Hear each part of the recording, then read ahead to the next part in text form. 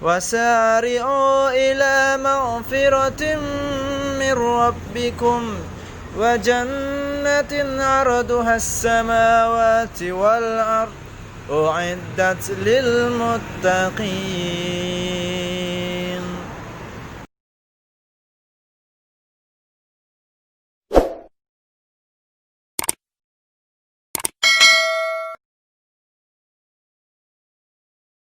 إن المتقين في جنات وعيون.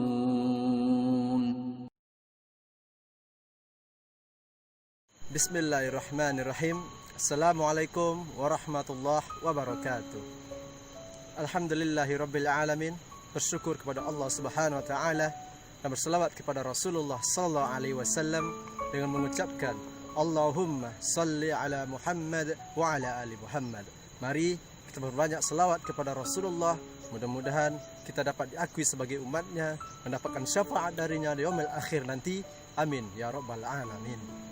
Saudara-saudaraku yang dimuliakan oleh Allah Subhanahu wa taala, senantiasa saya mendoakan kita semua, mudah-mudahan Allah selalu menjaga dan melindungi kita di mana kita berada, melapangkan rezeki kita dan memudahkan segala urusan kita. Amin ya rabbal alamin. Pada kesempatan kali ini kita akan membahas tentang siapa sebenarnya orang yang paling bahagia dan di manakah letak kebahagiaan itu. Saudara-saudaraku yang dimuliakan oleh Allah Subhanahu wa taala. Allah Subhanahu wa taala telah menurunkan Al-Qur'an kepada manusia, khususnya orang beriman, untuk dijadikan pedoman atau petunjuk untuk melalui ujian kehidupan ini, baik itu berupa ujian kesulitan atau kesusahan ataupun ujian kesenangan dan kebahagiaan. Ketahuilah wahai saudaraku, bahwasanya ujian yang diberikan oleh Allah Subhanahu wa taala itu tidak hanya berupa kesusahan hidup, akan tetapi kesenangan, kebahagiaan dan kemewahan hidup ini juga merupakan ujian dari Allah Subhanahu wa taala. Allah Subhanahu wa taala juga menurunkan Al-Qur'an sebagai furqan atau pembeda antara hak dan batil, sehingga kita bisa membedakan mana yang halal dan mana yang haram, mana perintah yang wajib dilaksanakan dan mana pula sesuatu itu yang harus kita tinggalkan. Saudara-saudaraku yang dimuliakan oleh Allah Subhanahu wa taala, Allah juga telah mengutus kepada tengah-tengah kita semua, yaitu sosok manusia termulia, yaitu Nabi kita, Nabi Muhammad SAW, untuk memperbaiki akhlak manusia, di mana pada diri beliau terdapat suri tauladan terbaik yang bisa kita tiru dan kita terapkan dalam kehidupan kita sehari-hari. Sebagaimana Allah Subhanahu wa taala berfirman dalam Al-Qur'an dalam surah Al-Ahzab ayat 21, laqad kana lakum fi Rasulillah uswatun hasanah.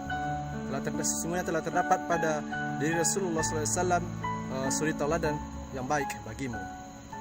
Dan juga pada hadis Nabi SAW, innamal bu'istu liutammima makarimal akhlak.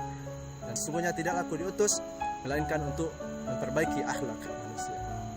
Saudara-saudaraku yang dimuliakan oleh Allah Subhanahu wa taala, jika kita insyaallah apabila kita menjadikan Al-Quran ini sebagai petunjuk dan tuntunan Nabi SAW ini dalam kehidupan kita, insyaallah kita akan menjadi orang yang paling bahagia dalam hidup ini. Saudara-saudaraku yang dimuliakan oleh Allah Subhanahu wa taala, lalu di manakah letak kebahagiaan itu sebenarnya? Apakah kebahagiaan itu terletak pada harta, kemewahan, kekuasaan dan jabatan yang kita miliki? Tentunya tidak. Berapa banyak saudara kita yang di luar sana, mereka memiliki rumah yang besar, mobil yang mewah, pangkat, jabatan, akan tetapi mereka tidak memiliki satu, yaitu ketenangan dalam jiwa mereka. Mereka selalu merasa kurang dan kurang, sehingga mereka ingin merasa lebih baik dan lebih baik lagi, sehingga mereka terus berusaha ataupun na'udzubillah sampai-sampai mereka menghalalkan segala cara mendapatkan sesuatu apa yang mereka inginkan. Padahal Allah Subhanahu wa taala berfirman dalam Quran At-Takasur, a'udzubillahi minasyaitonirrajim, bismillahirrahmanirrahim, alhaakumut takasur.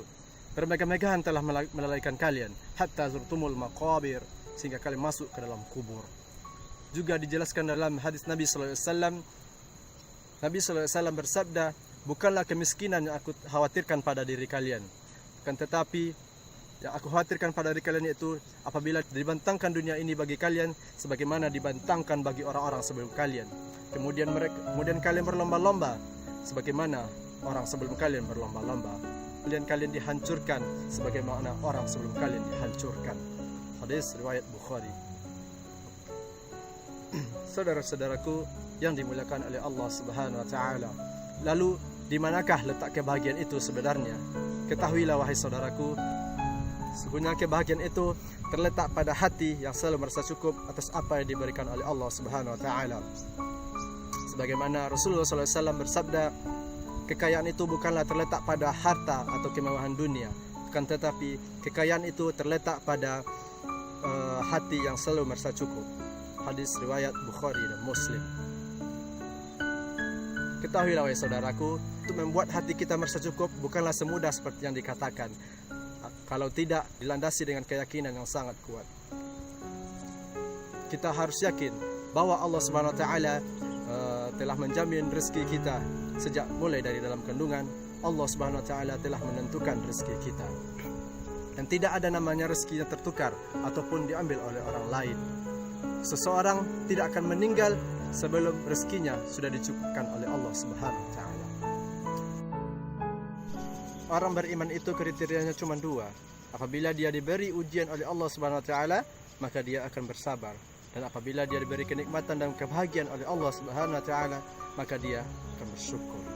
Saudara-saudaraku yang dimuliakan oleh Allah Subhanahu wa taala. Adapun kesimpulan yang dapat kita ambil dari kajian kita pada hari ini, yaitu orang yang paling bahagia dalam hidup ini adalah orang yang mengikuti petunjuk dan tuntunan dari Nabi SAW. Dan di manakah letak kebahagiaan itu? Kebahagiaan itu terletaknya pada hati yang merasa cukup atas apa yang diberikan oleh Allah Subhanahu wa taala. Adapun puncak dari kebahagiaan bagi orang beriman yaitu bertemu dengan Allah Subhanahu wa taala di surganya. Terima kasih, mudah-mudahan bahasan kita pada kali ini bermanfaat bagi kita semua, dan saya mohon maaf apabila masih banyak kekurangan dalam penyampaian ini. Billahi taufik wal hidayah. Kita akhiri dengan doa kafaratul majlis. Subhanakallahumma bihamdika asyhadu an la ilaha illa anta astaghfiruka wa atubu ilaik. Assalamualaikum warahmatullahi wabarakatuh.